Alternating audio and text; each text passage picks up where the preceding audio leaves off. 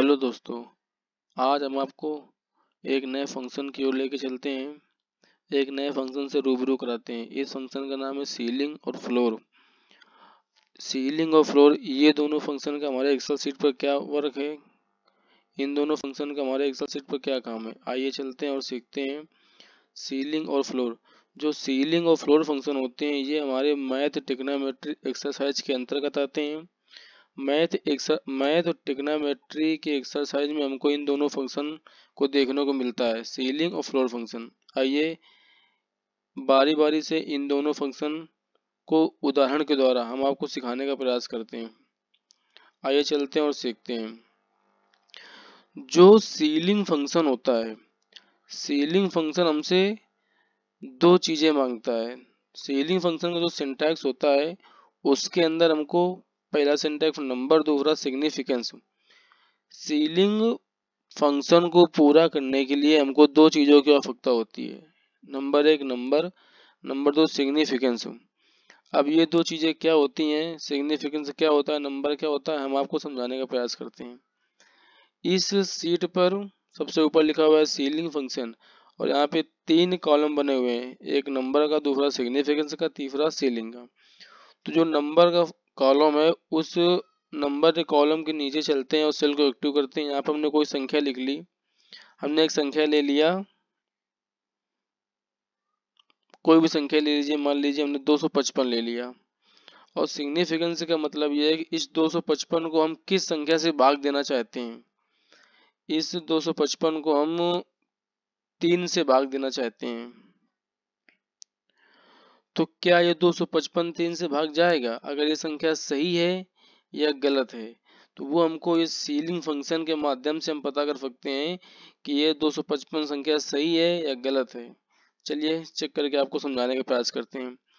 Ceiling वाले column पे चलते हैं और हम सेल को एक्टिव करते हैं और इक्वल टू बराबर का निशान लगाते हैं। फंक्शन लिखते हैं सीलिंग,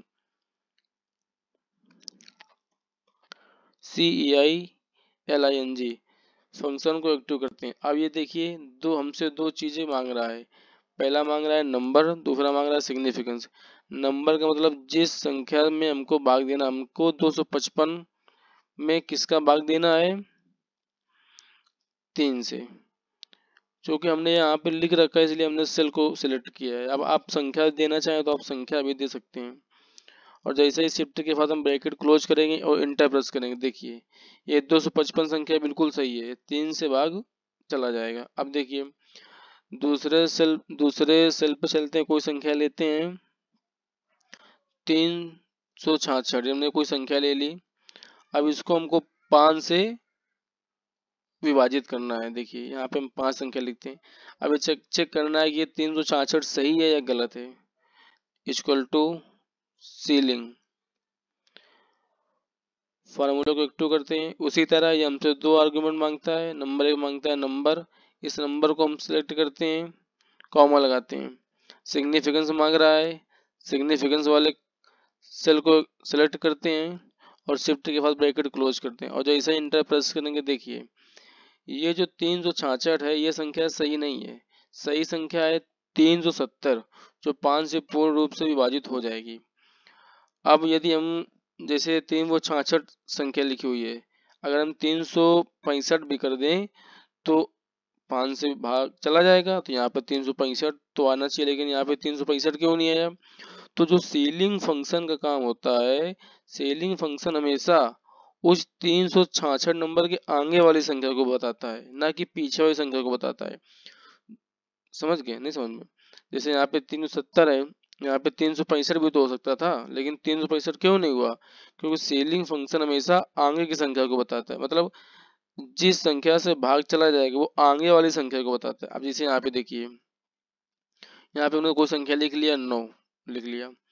अब उसको हम 2 से भाग देना है, तो अगर यहाँ पर कौन सी संख्या होगी, इक्वल टू लगाया, लिखिए हमने फार्मूला को एक्टिव किया, लिखा सीलिंग। जैसे ही सीलिंग पर प्रेस करते हैं तो यहाँ पर हमसे मांगता है नंबर और सिग्निफिकेंस, दो चीज मांग रहा है। नंबर पे हमने दे दिया, इस सेल को सिलेक्ट कर लिया, कॉमा लगा दिया। दूसरे पे इस 2 को सिलेक्ट किया सिग्निफिकेंस की जगह, शिफ्ट के बाद जैसे ही ब्रैकेट क्लोज करेंगे और इंटर प्रेस करेंगे, देखिए 10 आ गया। ये 8 भी तो ला सकता था, 8 से भी तो दो का भाग पूरा पूरा चला जाएगा, लेकिन 8 इसने नहीं दिया, इसने 10 दिया। क्योंकि सीलिंग फंक्शन का काम होता है हमेशा आगे वाली संख्या को शो करके बताता है, हमेशा आगे वाली संख्या। तो इस प्रकार इसने 10 हमको बताया। इस 8 क्यों नहीं बताता, 8 इसलिए नहीं बताया उसने क्योंकि 8 से भाग तो 2 का चला जाएगा, लेकिन सीलिंग फंक्शन हमेशा आगे वाली संख्या को बताता है। इस प्रकार इसका यहाँ पे 10 हो गया।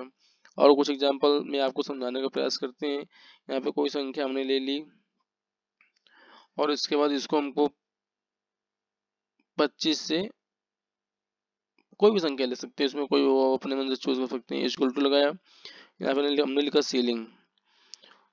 इसके बाद हमने फार्मूला को एक्टिव कर लिया उसी तरीके से। एक्टिव करने के बाद सबसे पहले नंबर मांगता है, यहाँ से नंबर वाले सेल को हमने सिलेक्ट किया, कॉमा लगाया, सिग्निफिकेंस वाले सेल को सिलेक्ट किया, शिफ्ट के बाद ब्रैकेट क्लोज कर दिया। जैसे ही इंटर प्रेस करेंगे देखिए ये जो संख्या लिखी हुई है इस संख्या के आगे संख्या बताता है, ये संख्या, इस संख्या में इस 25 का पूरा पूरा भाग चला जाएगा। तो हमारे बताने का मतलब ये है कि जो सीलिंग फंक्शन होता है ये हमेशा आगे वाली संख्या को बताता है, और जो फ्लोट फंक्शन होता है वो हमको पीछे वाली संख्या को बताता है। बाकी सेम टू सेम काम यही होता है। आइए हम आपको फ्लोट फंक्शन बताते हैं, फ्लोट फंक्शन किस प्रकार कार्य करता है। देखिए फ्लोट फंक्शन का भी सिंटैक्स दो चीजें मांगता है, एक नंबर मांगता है, दूसरा सिग्निफिकेंस मांगता है। सेम उसी तरीके से नंबर हम कोई लिखते हैं, हमने 9 नंबर लिखा और सिग्निफिकेंस पे लिख दिया 2। अब हम फ्लोर का फंक्शन लगाते हैं, इक्वल टू वही पुराना फंक्शन फ्लोर FLOOR। फंक्शन लिखने के बाद फार्मूला को एक्टिव करते हैं। ये भी हमसे दो चीज मांगता है, पहला मांगता है नंबर, तो हम यहाँ पे इसको नंबर हमने दे दिया, कॉमा लगा दिया। दूसरा मांगा सिग्निफिकेंस, यहाँ से हमने सिग्निफिकेंस वाले सेल को सिलेक्ट किया और शिफ्ट के बाद ब्रैकेट क्लोज किया। जैसे इंटरप्रेस किया देख लीजिए इसने हमको 8 प्रदान किया। जो सीलिंग होता था फंक्शन वो फंक्शन लगाते हैं यहाँ पर तो 10 आता, चूंकि वो आगे बढ़ के प्रदान करता था संख्या हमको। और जो फ्लोर फंक्शन है, फ्लोर फंक्शन हमको पीछे वाली संख्या बताता है। पीछे वाली संख्या 9 के पीछे कौन संख्या है 8, तो 8 से 2 का पूरा पूरा भाग चला जाएगा, इसलिए इसने हमको 8 बताया। और यहाँ पे अगर हम यहाँ पे देखिए, यहाँ पे हमने 9 लिखा, यहाँ पे लिखा 2, ये देखिए। और यहाँ पे हमने फ्लोर की जगह सीलिंग फंक्शन लगाया,